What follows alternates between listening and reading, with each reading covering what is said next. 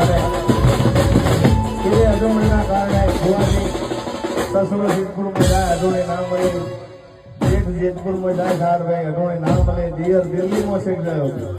હવે અજોણી લખા ભાઈ ના મળે પણ અજોણી માટે ક્યાં આવવું પડે?